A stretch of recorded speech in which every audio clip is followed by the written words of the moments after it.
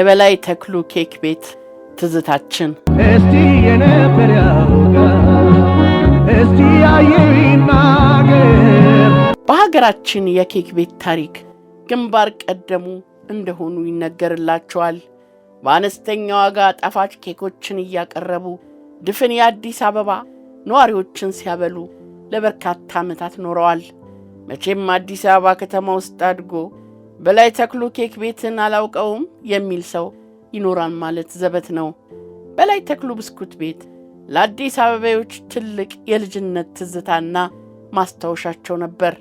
በተለይ ተክለ ሃይማኖት፣ ሱማሌ ተራ፣ ጎላ ሚካኤል፣ አሜሪካ ግቢና ፒያሳ አካባቢ ተወልደው ላደጉ ልጆች በላይ ተክሉ የቅርባቸው ትዝታ ነው። እንደ ገናና ፋሲካ ባሉ የበዓል ቀናት አዲስ የተገዛለትን ልብስ ለብሶ ከቤት የተሰጠውን የበዓል ሙያ አሊያም ደግሞ በቆርቆሮ ባንክ ያጠራቀማትን ሳንቲም ይዞ በበላይ ተክሉ ብስኩት ቤት ዓመት ባልን ያላከበረ የዛን ዘመን ልጅ ማን ይሆን? ልደት ከድፎ መቁረስ ወደ ኬክ መቁረስ ሲሸጋገር በበላይ ተክሉ ኬክ ልደቱን ያላከበረስ ማን ነው? በበላይ ተክሉ ኬክ ያልተመረቀ ተማሪ፣ ያልተጠየቀ ታማሚ፣ ያልተዘየረ ጎረቤትና ዘመድ፣ በበላይ ተክሉ ኬክ ያልተጀነጀነች ሴት፣ ያልሰመረ ጓደኝነት፣ ከዳር ያልደረሰ ፍቅር የለም ቢባል ሐሰት አይሆንም። እስቲ የነበር ያውጋ እስቲ አይይናገር አሁን በ60 ሳንቲም እኮ ኬክ በልቻለሁ ብንል ያጼዎቹ ዘመን ናችኋ የሚለን እኮ አይጠፋም። በላይ ተክሉን የሚያውቅ ግን ይህን አይልም። እንዲያውም በ45 ሳንቲም ትኩስ ኬክ መብላቱን ይነግርሃል። እኛ የተክልዬ ልጆች እንደ ሱቅ ዳቦ ኬክ ስንገምጥ የቦሌ ልጆች ኬክ ምን እንደሆነ አያውቁም ነበር ብሎኛል አንድ የኬክ ቤቱ ኗሪ ደንበኛ። እርግጥ ነው ከቆልፌ፣ ከቃሊቲ፣ ከፈረንሳይ፣ ከጉለሌ ወዳጄ ከቦሌ እንኳን ሳይቀር በታክሲ በእግርና በባስ መጥተው የእኛን ሰፈር ትኩስ ኬክ የሚበሉ የዘመኑ አራዶች ነበሩ። ቦኖ ሳይቀር ትዝ ይለኛል ይላል በትዝታው ወደ ኋላው ተመልሶ። ስንቱን አስታወስኩት ስንቱን አሰብኩት ልቤን። መቼስ ለአዲስ አበባ ልጆች ስለ በላይ ተክሉ ኬክና ብስኩት ቤት መንገር ለቀባሪው እንደ ማርዳት ነው። በዚህ ኬክ ቤት በሚሸጡ ጣፋጭ ኬኮች የስንቶቻችን የኬክ አምሮት ረክቷል። ትኩስ ኬክ፣ በውሃ ብርጭቆ የሚቀርብ እውነተኛ የላም ወተት፣ የተለያዩ አይነት ፍሬሽ ጁሶች ኪስ በማያራቁት አነስተኛ ሳንቲም አዲስ አበቤ ለዓመታት ሲመገብ ኖሯል። በላይ ተክሉ ለአብዛኛው የዛን ዘመን የአዲስ አበባ ነዋሪ ቅርሱ፣ ታሪኩና ትዝታው ነበር ማለት ይቻላል።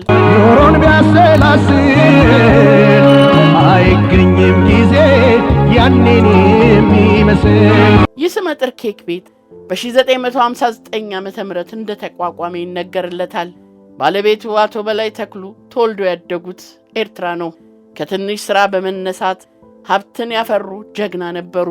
አስመራ ከተማ ውስጥ ኬክ እያዞሩ ይሸጡ ነበር። ታናሽ ወንድማቸው አቶ ዘሙይ ተክሉ አዲስ አበባ ከተማ ውስጥ የሚገኘው የገናናው ሸዋ ዳቦ ባለቤት ናቸው። አቶ ዘሙም እንደ ወንድማቸው ሁሉ በምርጥ አቅርቦታቸውና በተመጣጣኝ ዋጋ በመሸጣቸው ይታወቁ ነበር። እስቲ የነበር ያውጋ እስቲ አይይናገር።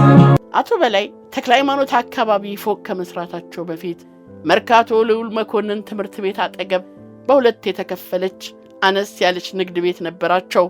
አንዱ ዳቦና ኬክ ቤት ሲሆን ሌላኛው አነስ ያለ ቡና ቤት ነበር።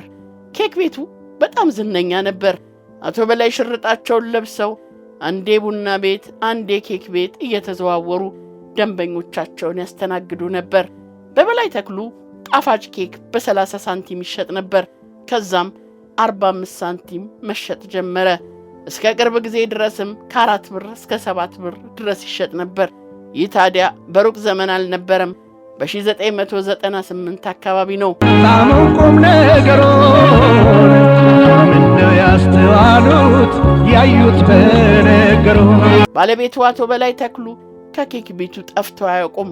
ገበያውን ሲቃኙ ኬክ ለመሸመት ወደ ኬክ ቤቱ ከሚጎርፈው ደንበኞቻቸው ጋር ሲቃለዱ ከኩኪሱ አፈስ እያረጉ ለልጆች ሲሰጡ ይውላሉ። አንዳንዴ አፍሰው የሚሰጡት ኩኪስ ደንበኛው ከሚገዛው የኬክ መጠን በልጦ ሁሉ ይገኝ ነበር። የጾም ኬክ የሚባል የአሁኑን ቺዝ የሌለው ፒዛን የሚመስል ተወዳጅ ኬክም ነበራቸው ያኔ ድሮ። ስንቱን አስታወስኩት፣ ስንቱን አሰብኩት። ሮብና አርብ በጊዜ ካልሄዱ በስተቀር ኬክ ሁሉ ሊያልቅ ይችላል።